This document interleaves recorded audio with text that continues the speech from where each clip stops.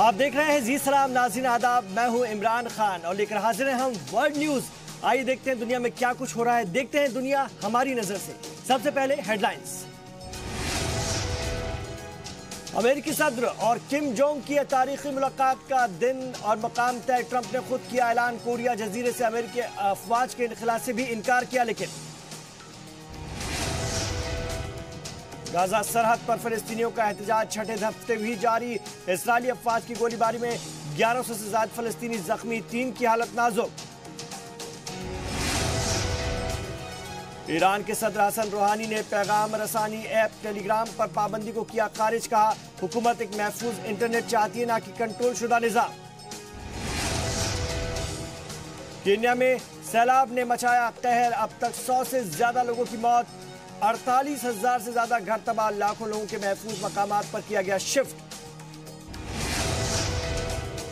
और अमेरिका के हवाई जजीरे में आतिशफशा किला एबा से के फटने के बाद शदीद जलजले के झटके, रिएक्टर पैमाने पर 6.9 मापी गई शिद्दत, 2 लोगों की मौत, कई जख्मी।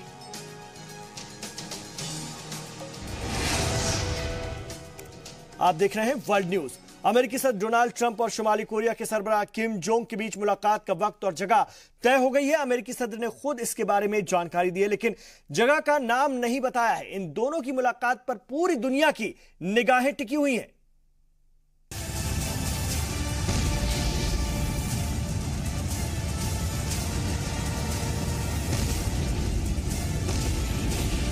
कुछ दिनों पहले तक कोई ये सोच भी नहीं सकता था कि अमेरिका और शुमाली कोरिया के बीच बातचीत भी हो सकती है, लेकिन अब ऐसा होने जा रहा है। अमेरिकी सदर ट्रंप ने कहा है कि शुमाली कोरिया के लीडर किम जोंग के साथ उनकी मुलाकात के मुकाम और तारीख का तयन हो गया है। ट्रंप ने इस बारे में मजीद तफसीलात बताने से गुरेज किया, लेकिन इस बात के इशारे जरूर दिए हैं कि मुलाकात से पहले शुमाली कोरिया में बंदी बनाए गए 3 अमेरिकी शहरियों को छोड़ा जा सकता है। Very well with the hostages. We're in constant contact with the leadership. We are in constant contact with North Korea. We've actually worked out a time and a place which will be announced shortly. And very soon. I figured you'd ask that question. वहीं अमेरिकी सदर से जब ये पूछा गया कि क्या अमेरिका बातचीत से कब्ल कोरियाई जजीरे से अपनी फौज वापस बुला सकता है, तो ट्रंप ने कहा कि फिलहाल वो जनूबी कोरिया में अमेरिकी अफवाज को कम करने के बारे में नहीं सोच रहे हैं। Not really, not at this moment, certainly not. You're not planning to withdraw troops? No, and we haven't been asked it. Now I have to tell you, at some point into the future, I would like to save the money. You know, we have 32,000 troops there, but I think a lot of great things will happen, but troops are not on the table. उधर Kim Jong से मुलाकात से कबल अमेरिकी सदर Trump ने जनूबी Korea के सदर मून जे इन से टेलीफोन पर बात की है। व्हाइट हाउस की तरफ से बताया गया है कि 22 मई को सदर ट्रंप मून जे इन से मुलाकात भी करने वाले हैं, जिसमें जजीरा नुमा कोरिया पर रूनुमा होने वाली हालिया तब्दीलियों पर बातचीत की जाएगी। जराये के मुताबिक ट्रंप मई के आखिरी हफ्ते या जून के पहले हफ्ते में सिंगापुर, जिनेवा या उलान बटोर में किम जोंग से मुलाकात कर सकते हैं। इन दोनों लीडरों की मुलाकात पर पूरी दुनिया की निगाहें टिकी हुई हैं। ब्यूरो रिपोर्ट, जी सलाम। और इस वक्त हमारे साथ फोन लाइन पर मौजूद हैं लखनलाल मेहरोत्रा साहब, जो कि फॉर्मर डिप्लोमेट हैं, साबिक डिप्लोमेट हैं। उनसे मजीद बातचीत करेंगे और जानने समझने की कोशिश करेंगे कि इस दोस्ती की या इस मुलाकात के, हालांकि अब इसको दोस्ती नहीं कहेंगे, इस मुलाकात के आगे क्या मायने निकल सकते हैं। सर खैर मकदम है आपका जी सलाम पर। अमेरिकी सदर ट्रंप और नॉर्थ कोरिया के लीडर किम जोंग के बीच जो मुलाकात का दिन और वक्त तय हो गया है, पूरी दुनिया की निगाहें इस पर टिकी हुई है। आपको इस बातचीत से क्या उम्मीद है? मैं तो काफी उम्मीद करता हूं, और इसलिए उम्मीद करता हूं कि ट्रम्प का जो लक्ष्य है वो कोरिया की शांति तो है ही, लेकिन उनकी निगाहें नोबेल प्राइज पर हैं जी। तो वो शांति नोबेल प्राइज पाने के लिए ये जो इतनी कार्यवाही कर रहे हैं, तो उसके लिए एक बहुत ही अथक प्रयत्न करने में लगे हुए हैं। वो काफी मीटिंग है उसके ऊपर उन्होंने करवाई हैं, और खुद करने के लिए अब किम से मिलने जा रहे हैं 22 तारीख को।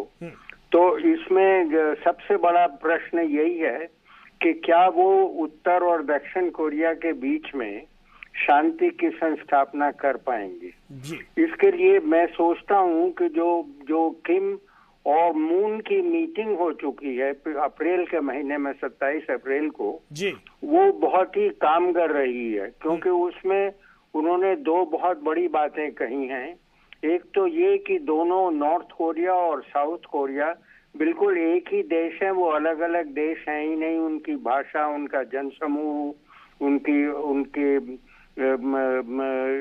जितने एस्पिरेशन से आगे बढ़ने के, वो सब एक हैं और वो अब कंधे से कंधे मिला करके आगे बढ़ना चाहते हैं। ये तो बहुत अहम बात हो गई। लेकिन सर, क्या आपको लगता है कि किम जोंग उन अपने न्यूक्लियर प्रोग्राम को इतनी आसानी से छोड़ देंगे और इसके बदले में क्या वो अमेरिका से कोई बार्गेनिंग कर सकते हैं? नहीं, वो इतनी आसानी से नहीं छोड़ेंगे।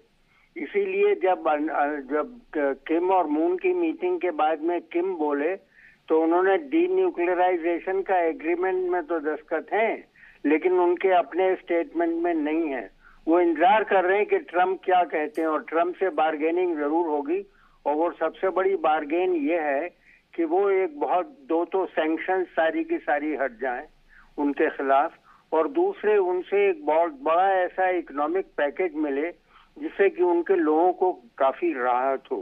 इस वक्त उनके यहाँ लोगों की हालात जो हैं वो दूर से दिखाने के लिए तो किम अच्छी अच्छी तस्वीरें दिखा देते हैं, लेकिन अंदरूनी जो वास्तविकता है वो अलग है। तो इसलिए वो इस इंतजार में है कि अपने इस तरीके के वायदे करके वो उनसे एक इकोनॉमिक पैकेज ले लें जिससे कि वो अपने लोगों के जनजीवन को थोड़ा उद्धार कर पाएं। तो मैं ये सोचता हूँ कि ये दोनों लक्ष्य बहुत ही अच्छे हैं। जी, ठीक बात है। लेकिन मान लीजिए सर कि ट्रंप और किम के बीच बातचीत नाकाम हो जाती है तो फिर क्या होगा? क्या अमेरिका शुमाली कोरिया पर मिलिट्री एक्शन कर सकता है?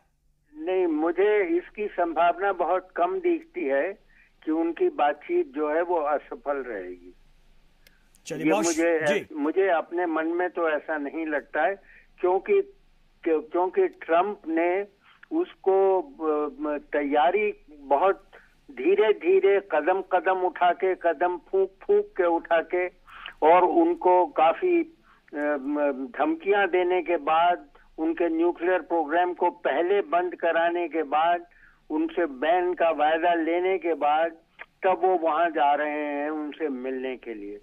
तो किम के लिए अब ये इतना आसान नहीं होगा कि वो उनकी इस यात्रा को बिल्कुल निष्फल कर दें। चलिए, बहुत शुक्रिया लखनलाल मेहरोत्रा जी अपनी बात रखने के लिए।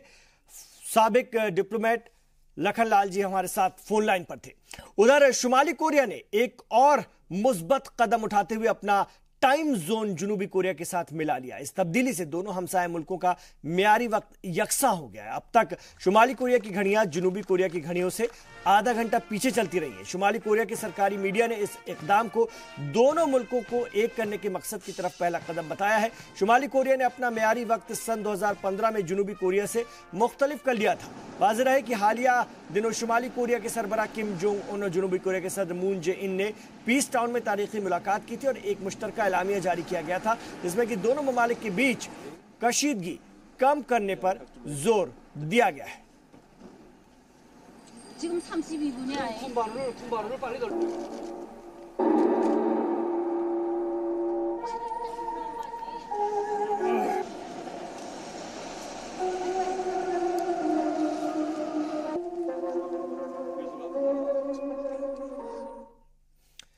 अमेरिका के नए वजीर खारजा माइक पोम्पियो ने कहा है कि मुल्क की खारजा पॉलिसी को कई तरह के चैलेंजेस का सामना है। पोम्पियो ने दफ्तर खारजा में अमेरिकी सिफारतकारों के एक ग्रुप से खिताब करते हुए सदर डोनाल्ड ट्रंप की ताकत की खासतौर से मजहर खारजा पॉलिसी का दिफा किया। उन्होंने कहा कि मौजूदा दौर मुश्किल भरा है, ऐसे में एक ताकतवर क़यादत ही अमेरिका को मजबूत बना सकता है। पोम्पियो के मुताबिक ऐसे हालात में खतरात का हिम्मत और हौसले से सामना करना होगा और उन्होंने अमेरिकी सिफारतकारों से कहा कि ये खुशकिस्मती है कि मौजूदा अमेरिकी सदर ताकतवर सिफारती अमल पर यकीन रखते हैं।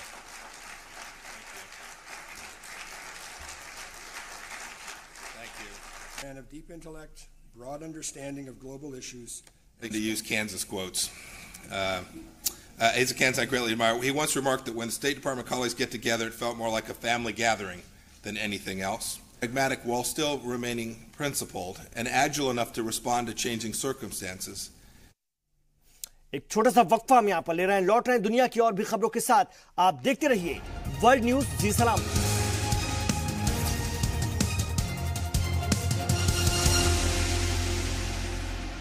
ब्रेक के बाद खैर बगदा में आप देख रहे हैं वर्ल्ड न्यूज। गाजा सरहद के करीब फिलिस्तीनियों का एहतजाज छठे हफ्ते भी जारी है और जुमे के रोज हुए इसराइल मुखालिफ मुजाहरे में 1100 से ज्यादा फलस्तीनी जख्मी हुए हैं। इसराइली सिक्योरिटी अफवाज ने मुजाहरे कर रहे फिलिस्तीनियों पर आंसू गैस के गोले छोड़े और फायरिंग किए। गोलियां लगने से जख्मी होने वालों की तादाद 83 बताई गई, जिसमें कि 3 की हालत नाजुक है। 30 मार्च से हर जुमे को होने वाले इन मुजाहरों की वजह से अब तक इजरायली फौज की गोलीबारी में 45 फिलिस्तीनी हलाक हुए हैं, जबकि सैकड़ों जख्मी हो गए हैं। उधर इजरायली इलाके में भी फिलिस्तीनी अवाम ने बेंजामिन नेतन्याहू हुकूमत के खिलाफ एहतजाज किया। मुजाहिरीन ने कहा कि निहत्थे फिलिस्तीनियों को मजालिम फौरन बंद होना चाहिए उन पर, और वाज़ेह है कि गाजा में 2/3 से ज्यादा फिलिस्तीनी मुहाजिर हैं जो मकबूजा फिलिस्तीनी इलाकों में जाने का मुतालबा कर रहे हैं।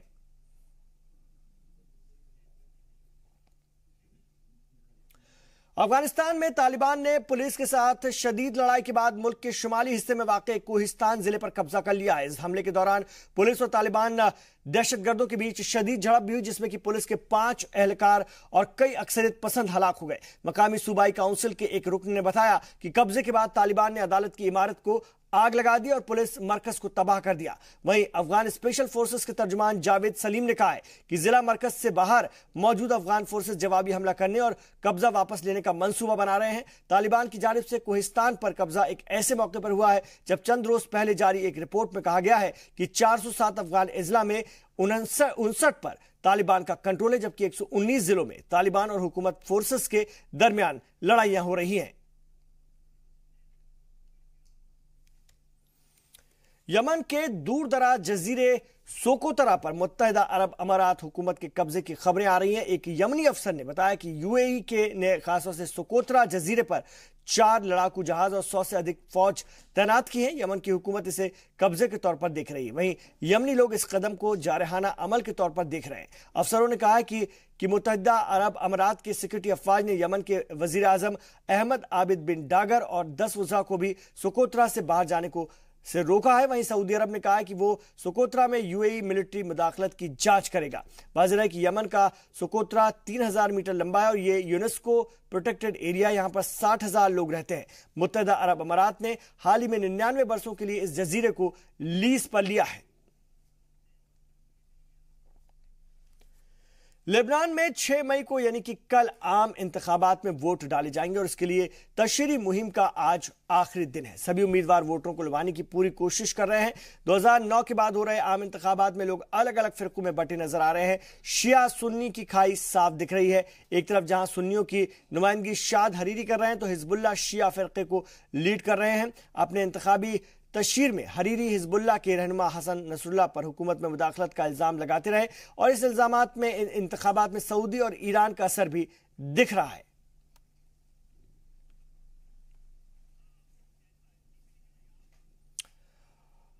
और आपको सीधे लिए चलते हैं जयपुर, जहां पर internal hospital program internal endowment है और प्रोग्राम का नाम इंटरनल एम्बेसडर को किया जाएगा। सरफराज समाज में बेहतरीन कारकर्दगी के लिए यह एजाज दिया जा रहा है। डॉक्टर शर्मा जी ने तो जो कुछ जयपुर में आकर के मारवाड़ियों के लिए हम लोगों के लिए किया ही है, और क्योंकि मैं भी राजस्थान से ही हूँ, हम लोगों का खाना पीना ज़रा अच्छा है, तो उसमें आर्टरीज में कोई ग्लिसरीन और कुछ ना कुछ आना स्वाभाविक है। तो ये आपने किया है, बड़ा साधुवाद आपको। और ख़ास करके मैं कहूँगा कि मंजू जी ने, क्योंकि हार्डवेयर ये वगैरह इक्विपमेंट्स, बढ़िया हॉस्पिटल, बढ़िया सामान, बढ़िया सब चीज़ें लाई जा सकती हैं, लेकिन जो सॉफ्टवेयर है, जो माँ का प्यार है, वो मंजू जी ने इसमें 10 साल के लिए 10 साल से अपना डाला है, उसके लिए बहुत बहुत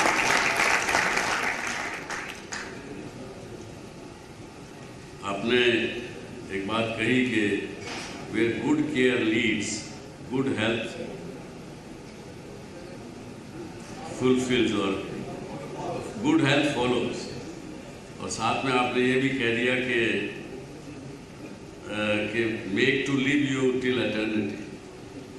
तो मुझे एक बात याद आ गई, 2-3 साल पहले टाइम मैगजीन के फ्रंट पेज पर कवर स्टोरी थी कि बाय 2050 मेडिकल साइंस इतना कुछ डिस्कवर कर लेगी कि आदमी अमर हो जाएगा, मरेगा नहीं। और 2030 तक एटलीस्ट उम्र 100 साल से ऊपर होने लगेगी लोगों की। तो मेरे मुंबई में एक मारवाड़ी मित्र हैं, तो शाम को एक दिन बैठे एक विस्की की चुस्की ले रहे थे, तो मुझे कहने लगे, बोले सुभाष आप अगर थोड़ा दिन और कोशिश करके जी लिया ना तो फिर आप लाइन क्रॉस कर गया तो फिर कोने मरा। तो मैं कह भाई जी ये काम मत करो, जाना तो सबको है, लेकिन जितने दिन रहें उतने दिन खुश रहें, उतने दिन खुशी रहें, उतने दिन हेल्थी रहें, यही परमात्मा से प्रार्थना करो। और उसका काम आज ESCC ने, एटर्नल हॉस्पिटल ने जयपुर में किया है। आपको बहुत बहुत बधाई, बहुत बहुत शुभकामनाएं। अब एक डील, सुराना जी और आप लोग सब बैठे हैं यहाँ, मैं देख रहा हूँ, छोटी सी एक बात करूँगा, वो डील शर्मा जी जो लेना चाहे वो ले लें। आपने बताया कि भाई 25 करोड़ रुपए में 16 लाख रुपए का साल का ब्याज 20 लाख रुपए का आएगा। तो मैं आपको अपनी तरफ से यानी 2 लाख रुपए पर बेड का आपने बताया महीने का खर्चा, अगर एक बेड पर जितने भी मरीज आए तो लगेंगे, तो वो 24 लाख हो गए। और लगभग मैं समझता हूँ कि उस बेड पर आने वाले को अगर ICU वगैरह में जाना पड़े तो 50,000 रुपये महीना और जोड़ लीजिए, तो 2.5 लाख रुपये महीना से 30 लाख रुपए साल के हो गए। तो वो तो मैं आपको अपने ट्रस्ट की तरफ से 5 साल के लिए तो दूंगा ही दूंगा, या फिर उसके बदले में 4 करोड़ रुपए ले लीजिए।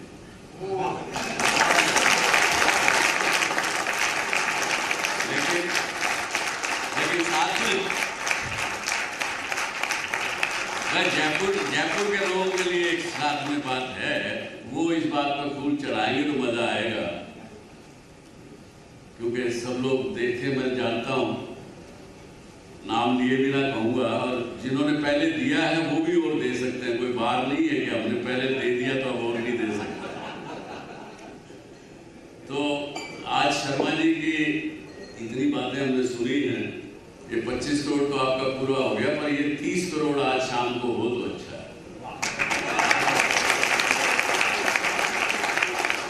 मैं तो सर खड़ा हूं, बताओ 5 करोड़ रुपया आप में से कौन कौन कितना कितना देता है, ये बताओ।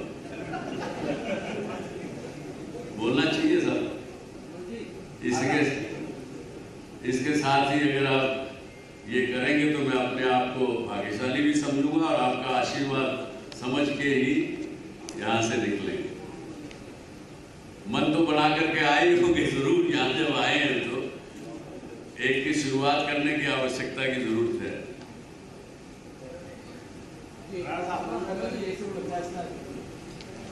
सुराना परिवार जी की तरफ से 50 लाख।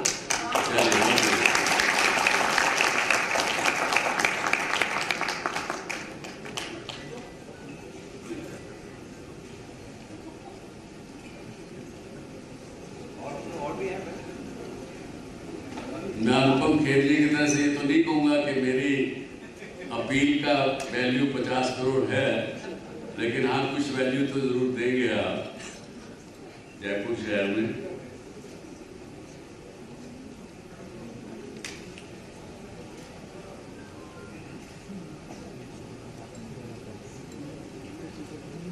बोलिए साहब, 30 तक जाना है, चीज तो मैं ऑलरेडी कर दिया। Now we need to get to further. हाँ, ये तो आपको कहना पड़ेगा।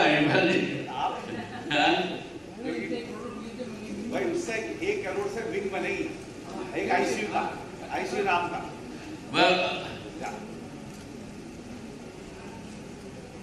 चलिए अलेक्स आप पेमेंट कराइए। आप अगर उनको 1 करोड़ के बनाएंगे तो आपको भी कुछ बढ़ाना पड़ेगा ना। एक तो आप दे चुके हो।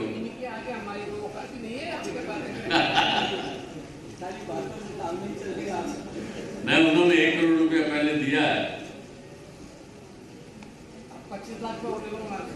25 लाख रुपया इबादी का हो, उनका 1.25 करोड़ रुपया हो। हमारे मित्र सब समझ हम लोग साथ सेवा दे हैं, उनसे 1.25 करोड़ रुपया। 1.25 करोड़ रुपया किनका लिखा है? कमल जी का लिखो, कमल जी का 1 करोड़ रुपया। कमल जी का 1 करोड़ रुपया है।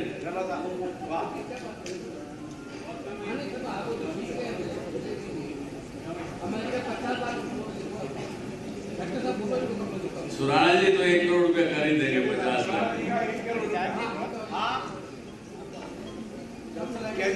परिवार की तरफ। चलिए बहुत बढ़िया बात, उन्होंने हाथ रख दिया। चलो 25 1 करोड़ और 1 करोड़ 2.25 करोड़ तो हो गया साहब। 50% में पहुंच गए हैं।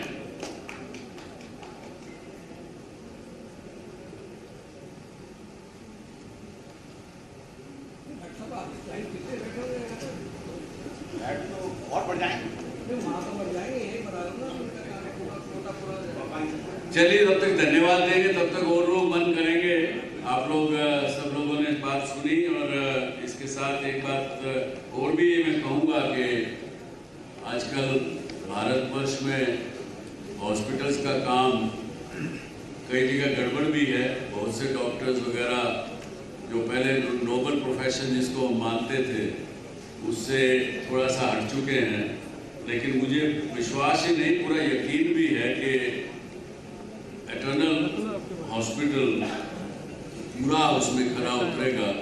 और ये बात ये सामने नजर आती है इस बात से कि इनके मन की भावना थी कि ऐसा गवर्नमेंट फंड बनाया जाए जिससे कि गरीब आदमियों को भी वैसा ही इलाज दिया जा सके जो एक करोड़पति और पति को दिया जा सकता है।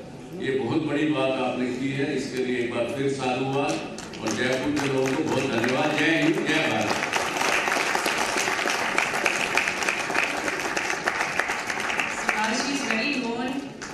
उनको कहते हैं he is a man of his words और हमेशा अपना कमिटमेंट रखते हैं जो उन्होंने अपने ग्रैंडफादर से सीखा।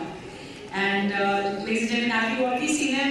Can I please request you all to put your hands together दिल से and we thank you sir for your valuable time. Thank you so much for making it possible. Thank you very much Anupam sir. Sorry they had to leave and that's the reason we're going fast, but thank you so much and we'll carry on with the same pace. But I need to congratulate and thank each and every one of you. आगे बढ़ते हैं world news में।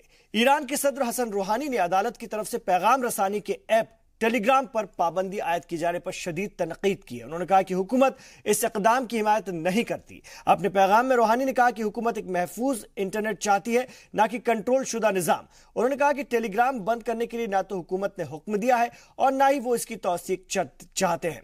रूहानी ने अदालत के हुक्म को जमहूरियत के मनाफी बताया। वाज़ेह है कि ईरान की मीडिया और सकाफत की अदालत ने गुज़िश्ता हफ्ते कहकर टेलीग्राम पर पाबंदी आयद कर दी थी कि यह ईरान की सलामती के लिए खतरा है। अदालत ने इस फैसले से लोगों में गम और गुस्सा भी पाया जा रहा है अदालत के, लेकिन रूहानी ने टेलीग्राम पर पाबंदी से अपना पल्ला झाड़ लिया है।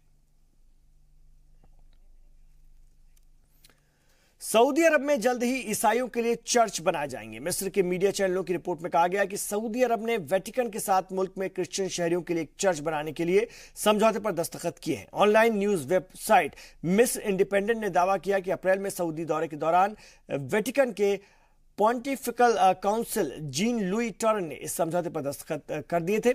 एक वेटिकन न्यूज के साथ एक इंटरव्यू में टॉरन ने तस्दीक की थी कि एक एलामिये पर दस्तखत किए गए, लेकिन उन्होंने ये नहीं बताया था कि क्या समझौता हुआ है। मौजूदा वक्त में सऊदी अरब में इस्लाम के अलावा दीगर मज़ाहिब का कोई मरकज नहीं है, लेकिन अगर मिस्र के मीडिया का दावा सही निकलता है तो सऊदी में पहली बार चर्च बनाया जाएगा। हालांकि वेटिकन से इस खबर की तस्दीक नहीं की गई है।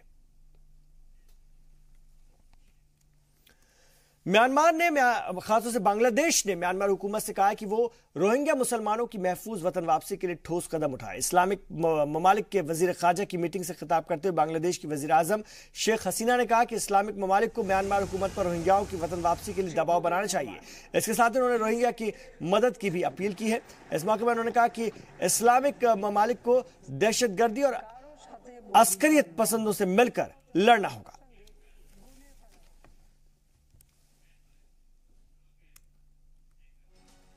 तो इन तमाम खबरों पर हमारी नजर बनी हुई है। आप देखते रहिए उर्दू दुनिया का नंबर 1 न्यूज चैनल जी सलाम।